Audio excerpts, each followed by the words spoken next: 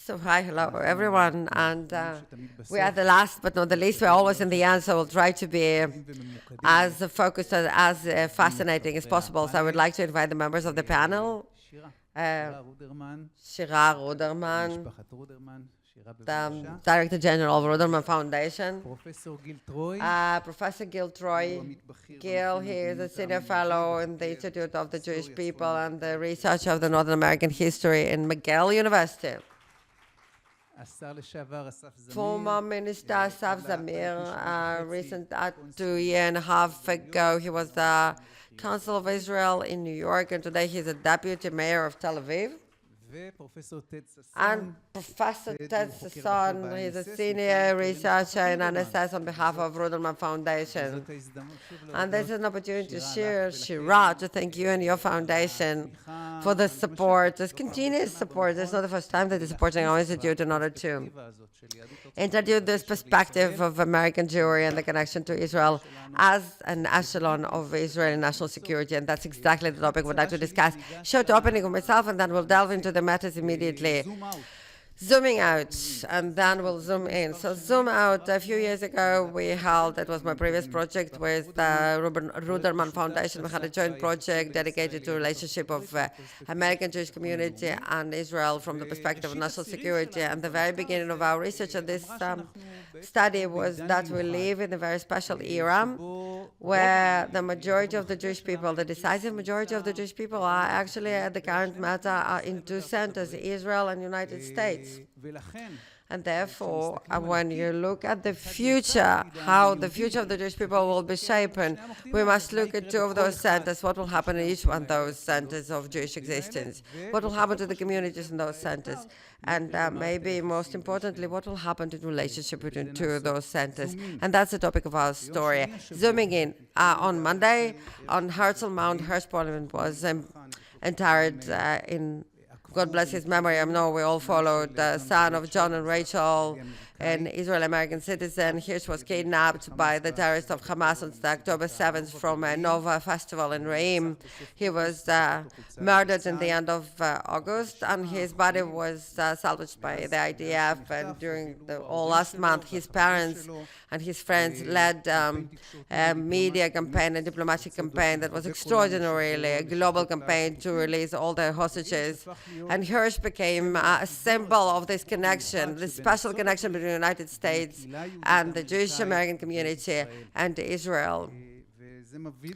And that leads us, the zoom out and this in, leads us to the topic that we'll be working upon. We'll try to learn about the influence of this war upon the Jews in America, the sense of personal and community security, the interface with general American society and their relationships with Israel. We'll talk about challenges, we'll talk about recommendations of policy and actions if we'll have this scarce time that we have. And I'll access the topic. Shira, let's start with you.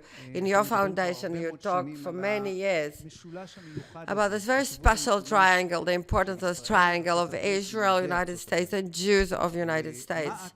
What did you learn during the last year, during the wartime, about this triangle, the interface and the connections between the different vortices of this triangle, especially when it comes to relationship between the Jewish Americans and so good afternoon. I will say two things that are very important that I learned following as a result of the current situation which we're at. First of all, we really tried during the last previous decades to create some kind of dichotomic approach that Israel is one issue and Judaism a completely different matter. And it seems to be the completely separate matters. And I'm saying that I think we all, it was not just an arrow to our heart, but it also was a fist and it was slap in the face, the Jews in America. There's no such a separation, really. Even when we tried to do that, it was quite a punch in the gut, really, while trying to create the separation. What is happening in the state of Israel immediately impacts and directly impacts Jews of the world and Jews in the United States in particular. And what is really happening in the world impacts the state of Israel.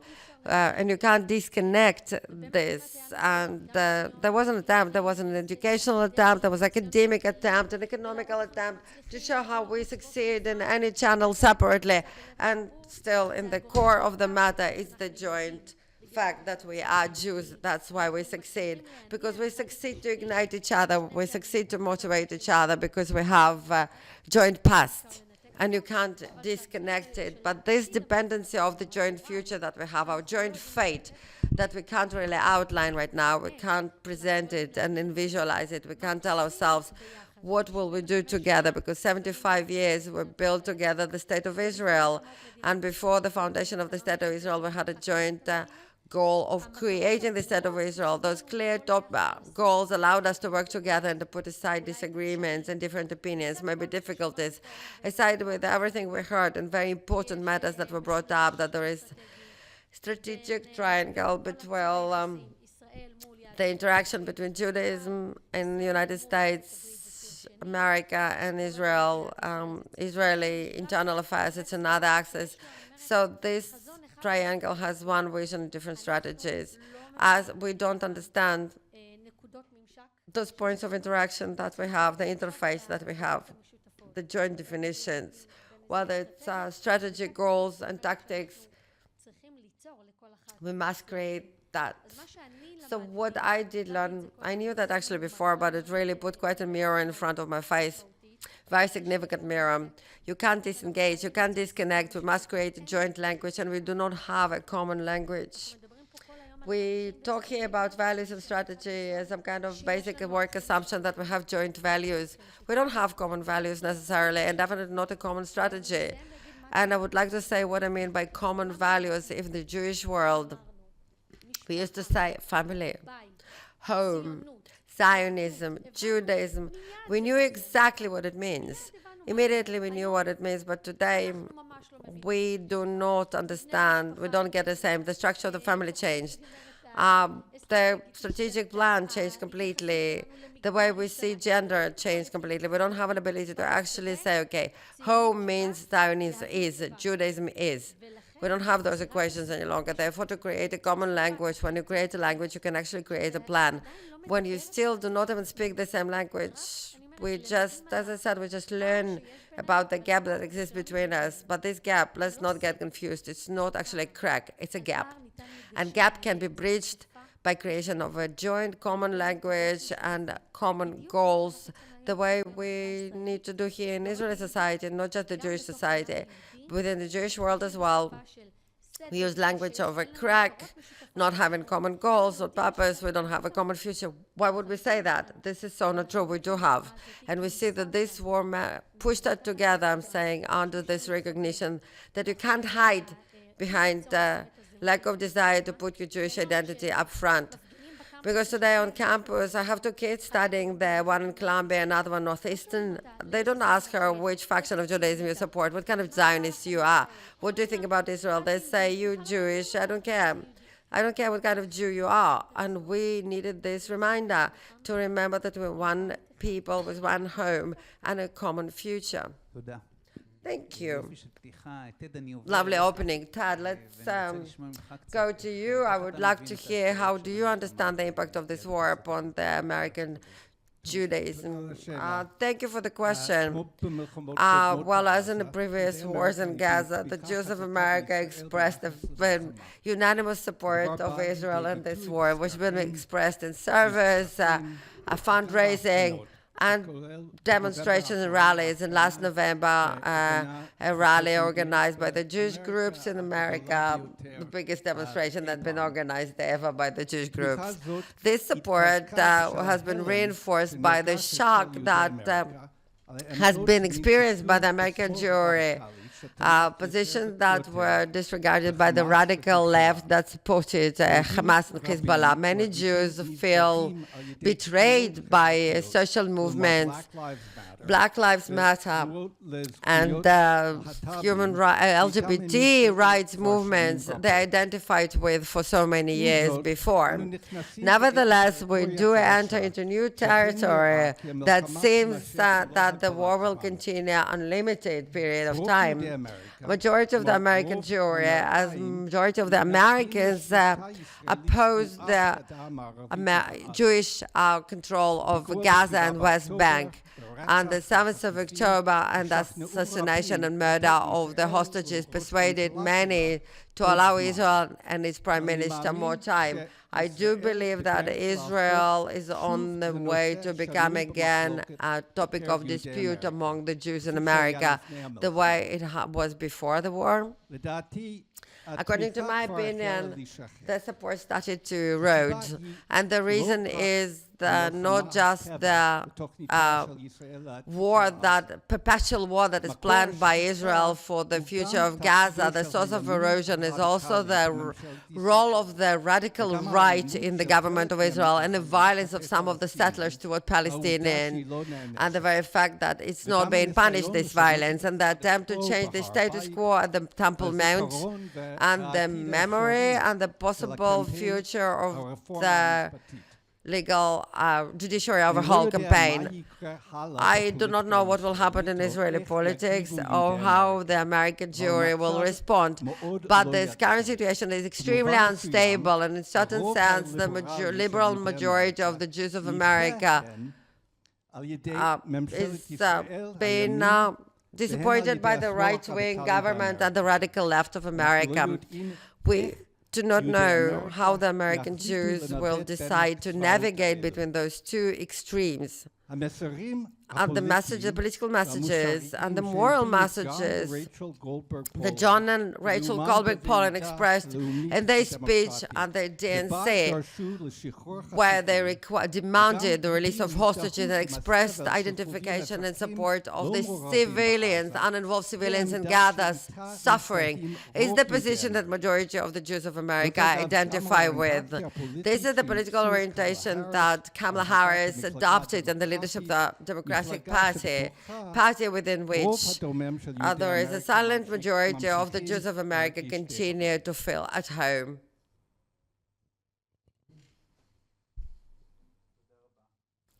To move now to the Israeli perspective, and the question of Israel is for you, Asaf. You, as a consul in New York, there are those who say that basically you were taken down. You were once a consul in the largest Jewish city in the world, and now you're in the third largest city. So you've been demoted. Now, you know, this comes to mind now. But the truth is that as a consul, with the expansive network that you have with the diverse Jewish community there, I would like to exploit your perspective with your official role to ask you how you see Israel in the relationship with American Jewry, and how much the past year has drilled down or has clarified the things that you had done there. Thank you. Okay. I would just like to add some things to what has been said up until now, and I will tie this to what you asked. I think that Israel's role is significant, but it isn't, and it's not enough. It can't fulfill our need to strengthen the connection between American Jewry and Israel on its own. It needs to come from within American Jewry, regardless of what's going on here. But regardless of what's happening here, this connection has weakened long before October the 7th. Before October 7th, we were at perhaps the most negative point when we looked at American Jew sentiment towards Israel, and even the Jewish identity of some of those people. And this is very clear when you look at the different age ranges. We'll see the effects on the age groups of the October 7th, those ripples. When you go to the large left-wing liberal group, you'll see that the connection is much less. and has become reduced. And this group may be the group that will go even farther away from Israel after October 7th. There was a moment where everybody came together after the horrible event that happened, but with the campaigns against Israel and the lack of or the unpopularity that Israel has in the United States on the campuses, in the social networks, and among opinion leaders, young opinion leaders, and so on, will take that group of young Jews who were less connected from Israel to begin with, and I feel that it will push them to a place where they will identify an identity that is intrinsically and against this part of their identity. On the other hand, you also have a group, the next generation of the Republican right and the Democratic center, where you're seeing the opposite process, a strengthening of their Jewish identity, stronger connections with Israel, and there's less of a distinction between those two. The stronger their connection. And there, the state of Israel really has an opportunity and a responsibility to be forward-looking and to rebuild the connection between those population groups and Israel. And I'll explain why that's important.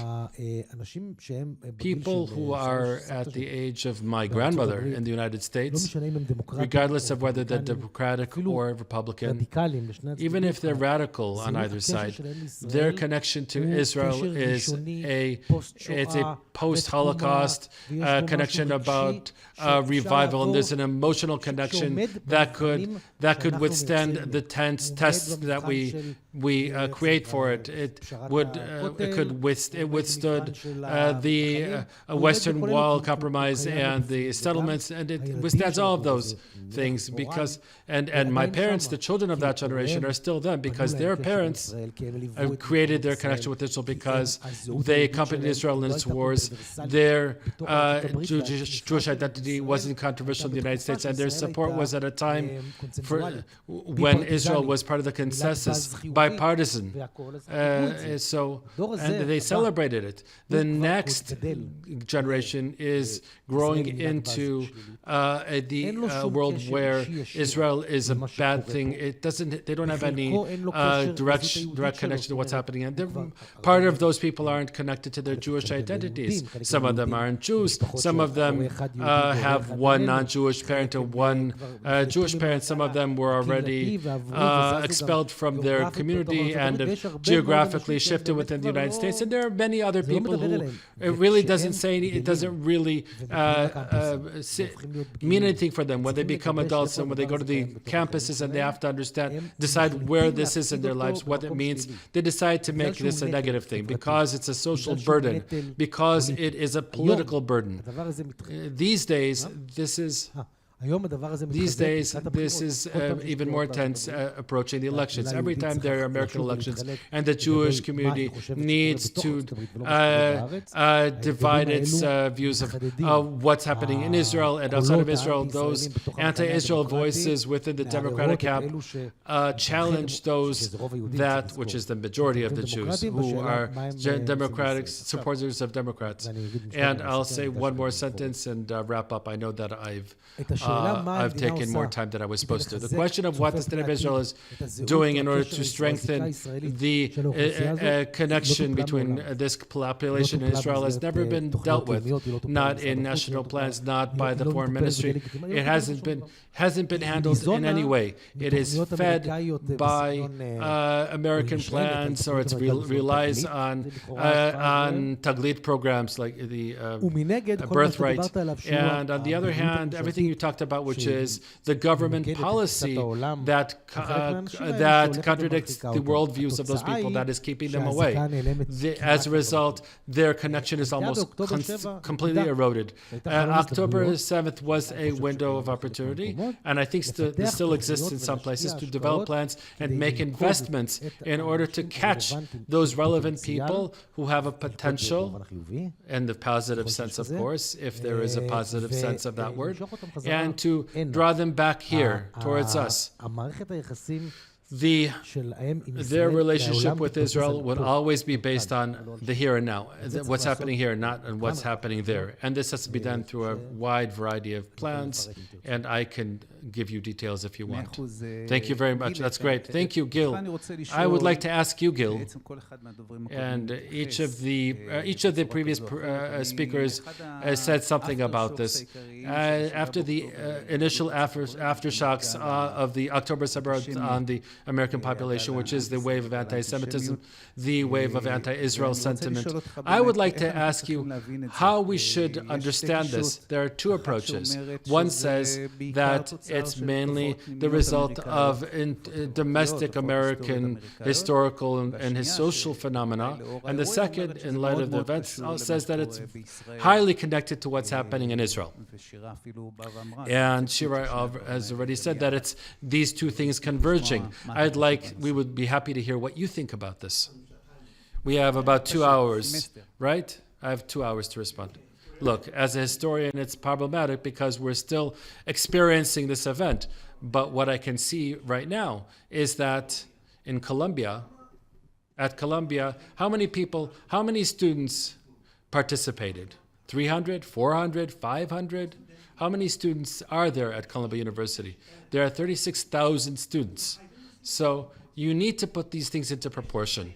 2 years ago, I got myself in trouble because I wrote every anti-Semitic incident in America has a happy ending. And people came out against me. How could you dare say something like that? But let's go back to Pittsburgh. In 2018, after that massacre, Donald Trump, people said to him, it's not us. One person stood up and murdered people, killed Jews, and said, this is not our America. And I have a hard time with this. I'm a historian, so I'm not so good with numbers. But the 15 to 34 age group is about a quarter of the population. When I look at the polls and I see that 80% of American citizens, not American Jews, American citizens, say that they support Israel and are against Hamas, 69% that say that Israel doesn't want to murder civilians. So how can we understand, or how can we dare talk about the young people, that generation? We need to understand that it's more nuanced. There's the phenomenon of right-wing anti-Semitism, which is tied to racism and the past and xenophobia. There is hatred and the phenomenon of left-wing anti-Semitism. And Idan Roll talked about that a bit. And that is not tied to what we're doing. It has nothing to do with what we're doing. It's not tied to Netanyahu or anything else. It's about what Israel is and not what Israel does. That we're a nation, that we have pride as a people. And ultimately, we need to learn from our enemies. We'll talk about, they have a common language, if we're talking about common languages. They burn the American flag while they burn the Israeli flag. And we need to understand that if we were just to look at this minority and address that minority that hate us, I know that we like being so negative as Jews, but if we do that, we won't succeed. But if we count on the center, I heard about Squad, but what about Richie Torres or John Fetterman? Why didn't we hear about, or when we talked about Rachel and John, when they appeared at the convention in Chicago, and I know that they were told there may be counter-protests, and what did we hear from them? Bring them home, bring them home. And what did we hear in Milwaukee? Bring them home, bring them home. And what is the competition between Harris and Trump? She's saying, I'm more pro-Israel, and Trump is saying, no, I'm more pro-Israel. So, and I'm not belittling the trauma of the students. I was at McGill University for 20 years as an activist, and I've never experienced what they experienced at Columbia and Harvard. We know where you live, we'll get you. Go back to Poland, go back to Germany. Destroying mezuzahs. It's horrifying, and I do not accept it. But we also need to put this into proportion. We need to put this into the proportion of American history, of American values. The minority that where much of that minority doesn't come from the United States at all. And we need to set those guys aside and build our connection between the state of Israel and the state of the United States and the Jews, the American Jews from the center, from those who say that this is a struggle for democracy, a struggle for the West, a struggle for liberalism, and also set aside that controversy of what's worse, the anti-Semitism of the left or of the right. I don't accept hatred from either side. And the left-wingers in the American community need to oppose a hatred from the left, and right-wingers need to oppose hatred coming from the right. I think that that's where, from that place, from the center, we can build something. Shira, you wanted to say a few words? You wanted to add a few things? I also wanted to respond. First of all, I totally agree, but I think that for the purposes of this discussion, because we're talking about building resilience in Israeli society, the resilience of the Jewish people in the state of Israel, it's true that 300, 400 students making a lot of noise. Put into perspective, it's not so horrible. But this story isn't really about the students. The story, to be fair, is about the silent policy that in a very sophisticated and liberal and progressive way, and I will say, and in an annoying way, because I don't think that being liberal means being critical and not having any values and being unfairly against Israel. That is not what liberalism is. Progressiveness doesn't mean hating Jews. Because it's not about saying that Israeli policies are things that we don't agree with, but because they're saying that they don't recognize the existence of the state of Israel. Liberalism and progressiveness doesn't mean that being Jewish is the last priority that I have in my identity. And this is a trend that's changing within the younger parts of the American Jewish community. I agree with Asaf that there's an age difference here. There's a major identification, and we run polls and studies that you're also involved in that say the following. Every Jew that has experienced anti-Semitism in the past 2 decades, we've seen statistics of 1 out of 4 American Jews experience anti-Semitism. First of all, anybody who's experienced anti-Semitism feels a need to contribute more money, to be more involved. And this is an important thing for us to know as Jews. The second thing is, at the same time, other polls, at the same time, they say that 75% of the Jewish community see themselves as pro-Israel.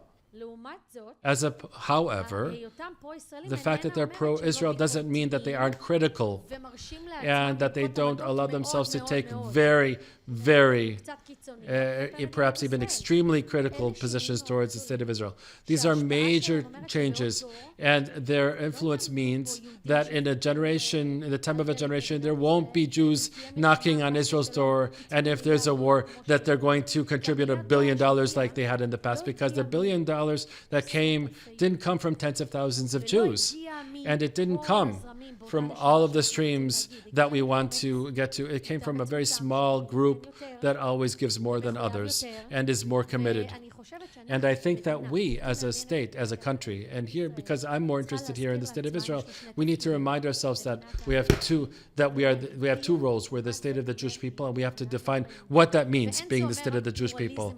And it doesn't just mean pluralism at the Western wall. It means a lot more than that. It means responsibility for our values and our existence 200, 300 years from now. That's what I feel it means. The second thing is how, as Israeli society, which is the other role that the state of Israel has, how do we preserve the connection and the relationship with the diverse range of voices of non-Jews and Jews? And here we've gotten things wrong, because we're saying that the tent is wide, so let those extremist voices be heard. And look where we're at. We've reached a disaster within Israel on the right and on the left, and also in the Jewish world. We're not so sure who's Jewish, how we're going to define them, who's part of the tent, what does pro-Israel mean. We once said that J Street is God forbid. No, now we're saying that J Street is part of the tent. And I don't want to go into political views, but I just want to talk about our scale. Today we're saying that beyond J Street, J Street, the unaffiliated, the pro-Israeli, but very judgmental people of Israel. It's like the tent has become too broad to the point that we really don't have a common language, and we allow the extremist voice to be heard too much, if you ask me, within ourselves. Just 1 second. One more. Ted, so following up on what Shira said, how does American Jew contend institutions and in general, how does that Jewry contend with this anti-Semitism? Okay, I'll talk about the universities because the new academic year has just gotten started. I'll also give you data that isn't particularly encouraging. I'm managing that 300, 400 protesters at a university isn't really an accurate number. The numbers are actually much higher. First of all, with regard to next year, I believe that in the upcoming semester, the situation will improve in many campuses as after several presidents had resigned from leading universities and after several decisions made by courts over the summer that criticized the policies taken by MIT, Harvard, and universities in California. As a result, the universities tend to enforce the rules of protests on their campuses more, that they need to be held in certain places through certain means, and we won't see the same types of things in the upcoming semester.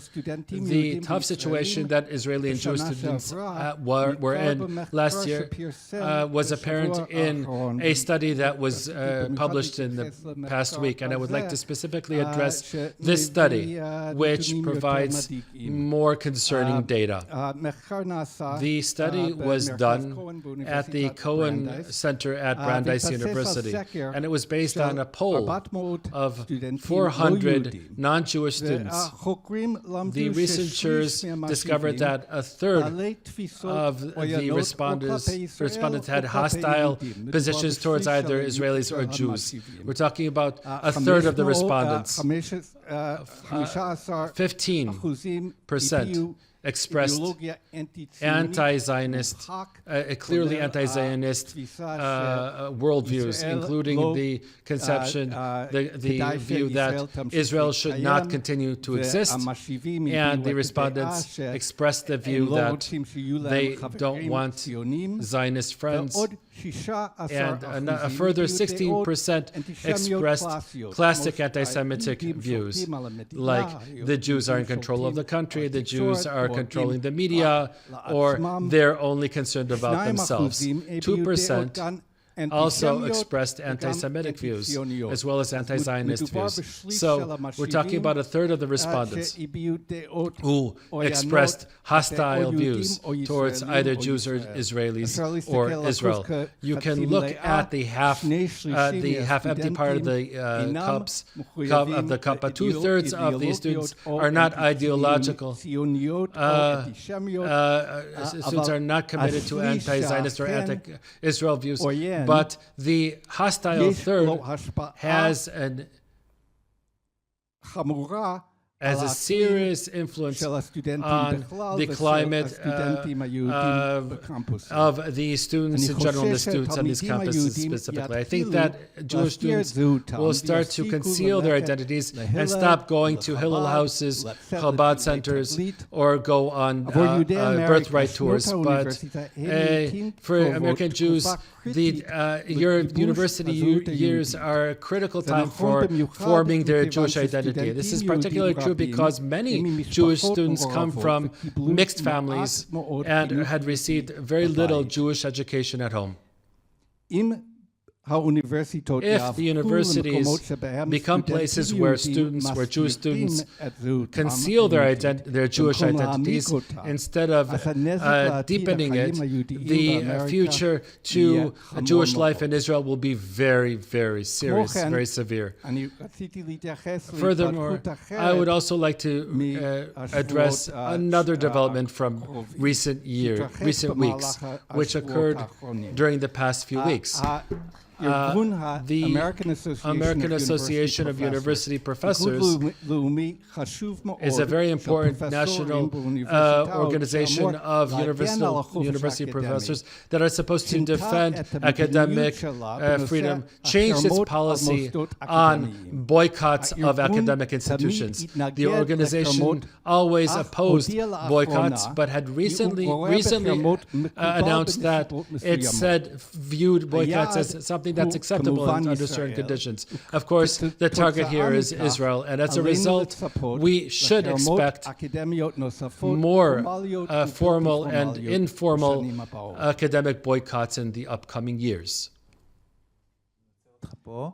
I'm stopping you here, okay? And we're going to let Asaf say the last few remarks of this panel. תודה.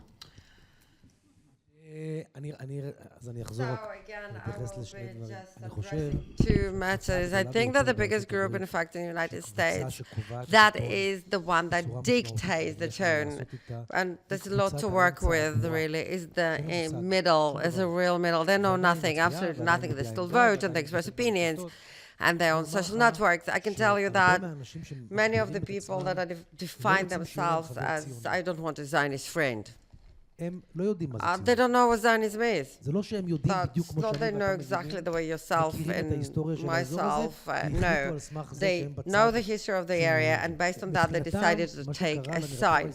What happened to Israeli narrative, in fact, that Zionist is one that thinks that certain group of Europeans has a right to come to the territory where there are only Arabs, where we've never been before, to expel them, to take part of it, to slaughter some of them in the name of some book. This is a historical right of them. And that's it. And those of you, those who actually buy the narrative, and the left, actually, they don't like it, obviously.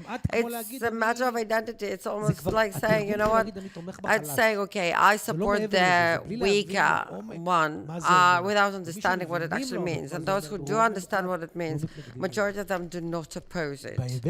And in this sense, there are two very encouraging signs, a lot to do about that, education-wise.